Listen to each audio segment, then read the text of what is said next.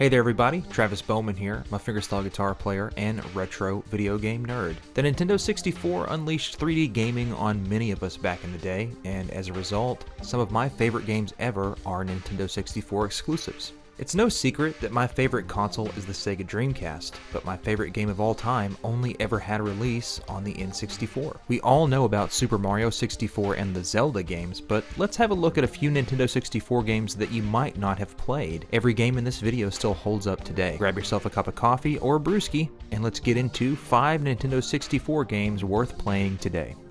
Mario Tennis!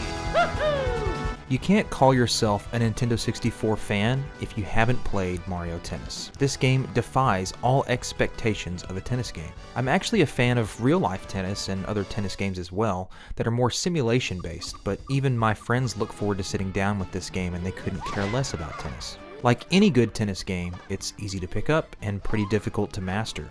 You've got a variety of different ways to hit the ball, and if you want to beat the game or even win in a friendly doubles match against your friends, you've got to spend some time learning what each shot does.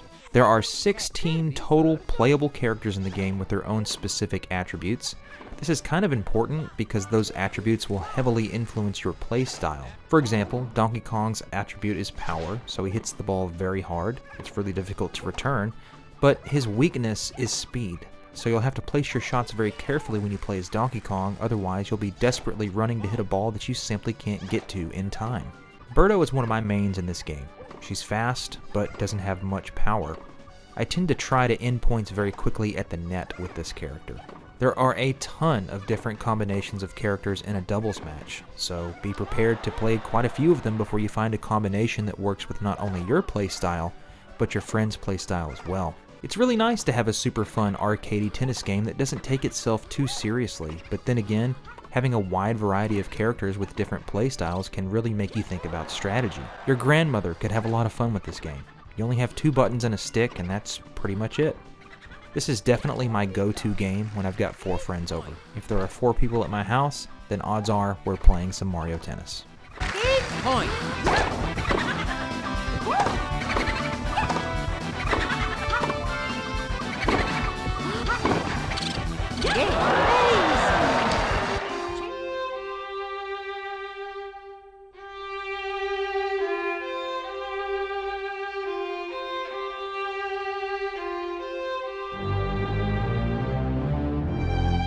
Castlevania on the Nintendo 64 seems to have gotten a pretty infamous reputation as a bad game. I would guess that this is probably because of the camera, and I'll be the first to admit that the camera is pretty terrible. But we are talking about the N64 here. The camera in Super Mario 64 wasn't the best either, you know.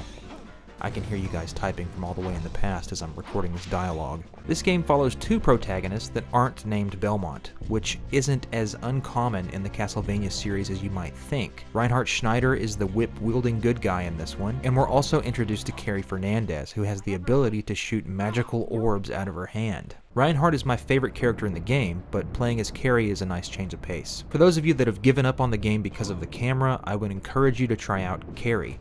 The orbs that she shoots automatically track the enemy, so you don't have to worry about the camera as much. I would say that Carrie is the easier of the 2 characters because of this, but it still gets pretty difficult, especially in the later levels. In order to get the complete experience in this game, you're going to have to play both characters. We've got branching paths in that true Castlevania fashion, and certain levels can only be accessed by a Carrie, and the same is true for Reinhardt. You have to play through each character's story separately. You can't just go back and forth between the 2 of them. However, you can have multiple save files. I've heard some people claim that this isn't a true Castlevania game, and that's completely false. This was made by Konami, and at the time this was kind of a rebranding of the franchise. Contrary to popular belief, this is not called Castlevania 64. The name of the game is literally Castlevania.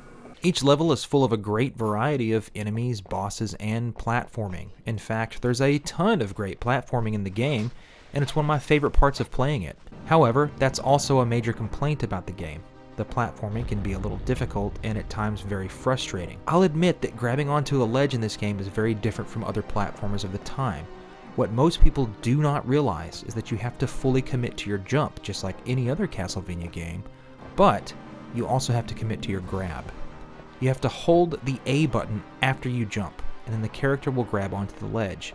It's kind of disorienting before you get used to it. The character doesn't look like they're going to grab onto the ledge at all, but if you hold the button after you jump, they will. A lot of people think that you just have to mash the A button until they grab, and that's why a lot of people get frustrated with the game. This game is full of that creepy Castlevania charm, and I honestly think that they did the best they could with this franchise as it entered the 3D world of video games. In my opinion, the music in this game does not get the love that it deserves. This game has the best version of Dracula's boss music. The track is called Dance of Illusions, and it's freaking awesome. The Castle Center theme is by far my favorite Castlevania theme ever, and this is coming from a guy that owns Symphony of the Night and Rondo of Blood on vinyl. It just fits the level so well, and it's a good thing that it's so catchy because you're going to be hearing this theme for quite a while. The Castle Center is a level that will last quite some time. I've beaten this game at least 20 times in my lifetime, probably even more. It's a good comfort game for me that I go back to at least once every few years. If you're looking for a new platformer, I highly encourage you to play through Castlevania on the Nintendo 64. Don't listen to the haters.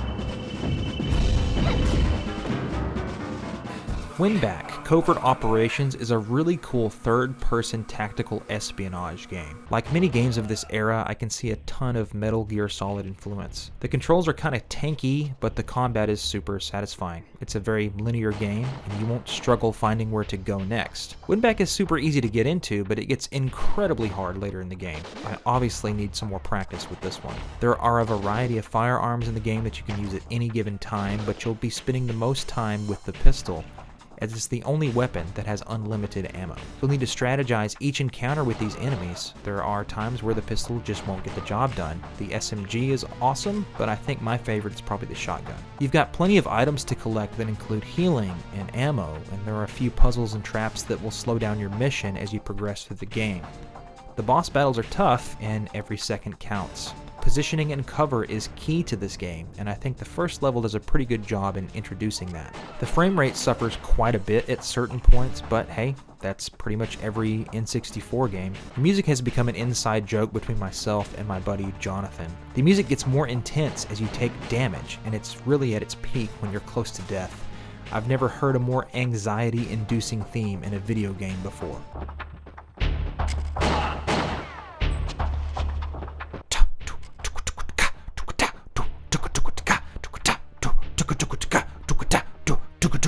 I also really enjoy the god-awful dialogue in this game. I mean, who the hell says something like this when you're on a super dangerous mission with your life at constant risk?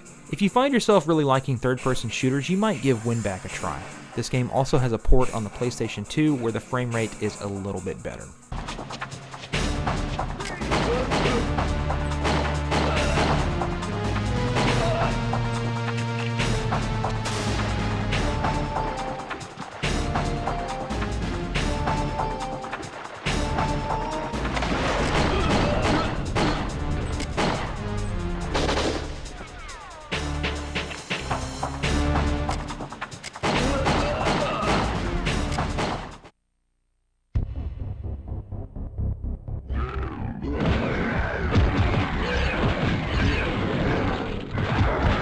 Nightmare Creatures is one of the most unique takes on a 3D beat-em-up that I've ever seen. This takes place in the 1800s, and you've got a ton of monsters to beat up. There are two characters to choose from, and they both have their strengths and weaknesses. I always favor Ignatius, mainly because I like his name. Ignatius. Also, his staff is pretty awesome due to the range that it has. I like it a lot better than the sword. For a 3D beat-em-up, this game is actually very fun. Sure, there are frame rate drops here and there, but overall this game could be worse when it comes to responsiveness. I'm a huge fan of all the sound effects in this one. They did a great job on all the voices. I love the sound of the zombie when you cut him in half. The sound that Ignatius makes when he gets hit is also super satisfying. I know, that's probably a weird thing to comment on in a game review, but I guess it's pretty nostalgic for me at this point. There are several items in this game that you can collect, including primitive firearms that can be used on both enemies and explosive barrels. You'll want to conserve that ammo though. Sometimes you need to shoot through an explosive barrel to progress through the game. If you're a fan of secret rooms, then you'll be delighted to know that there are a ton of them in Nightmare Creatures. Even though this game is incredibly old at this point, it still creeps me out. It's a very dark game, and the jump scares don't play around. Just when you think you've figured out the layout and you know where to be careful, a demon or a zombie or a monster or whatever the hell else will sneak up behind you and scare the shit out of you. Looking back on it, I'm really surprised that this game came out on the Nintendo 64. There's a PlayStation 1 port of this one and a sequel on the Sega Dreamcast. However, the sequel isn't as good in my opinion. It's still Nightmare Creatures, but it lacks a lot of the charm that the first game had. If you're looking for a beat-em-up on the Nintendo 64 that isn't fighting forced, I would highly recommend Nightmare Creatures. It's a better playing game overall.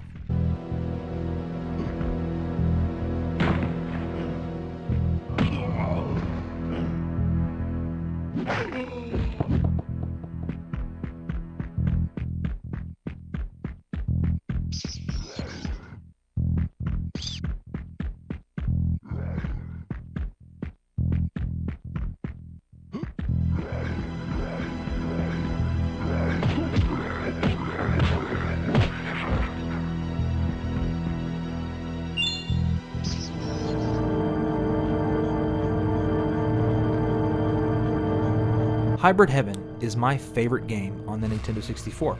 I know that's probably a blasphemous statement considering that Ocarina of Time and Super Mario 64 exist, but this game offers me so much more in terms of gameplay and variety. To be clear, this game is actually my favorite game of all time, and I'm a hardcore Sega fanboy. The story is basically a 90s action movie starring Keanu Reeves. Aliens have invaded Earth, and they live underground, which is where the entire game takes place.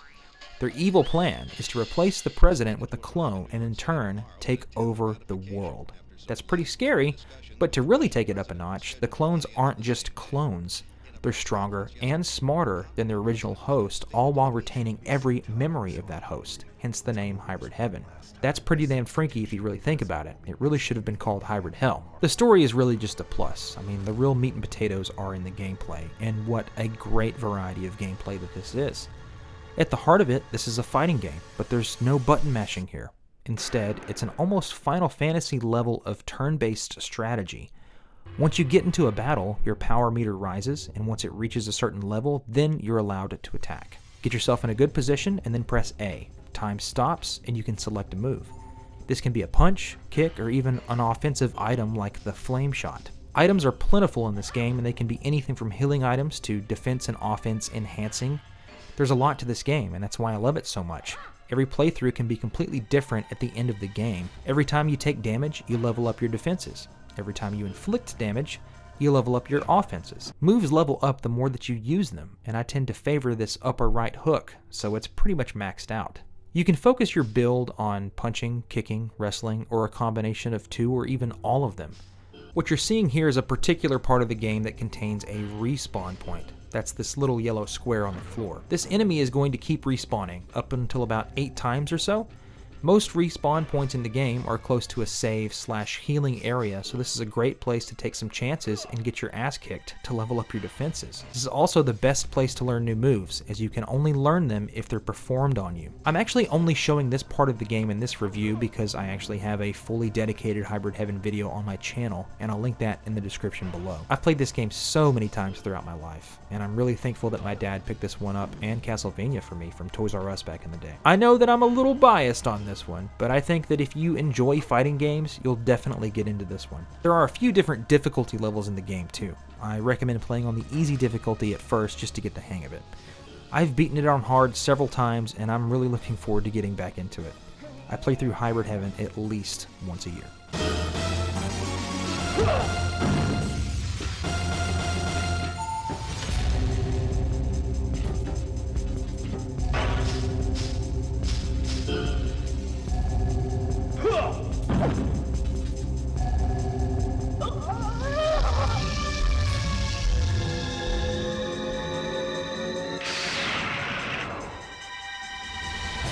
So what do we think about this list of 5 different Nintendo 64 games? Have you ever played any of these before? And if so, which one is your favorite? Be sure to let me know which game I didn't include in this video. I'd love to check out a brand new Nintendo 64 experience. Thanks so much for watching this video. Thank you for subscribing, and I'll catch you guys to the next one. Thanks very much. Bye-bye.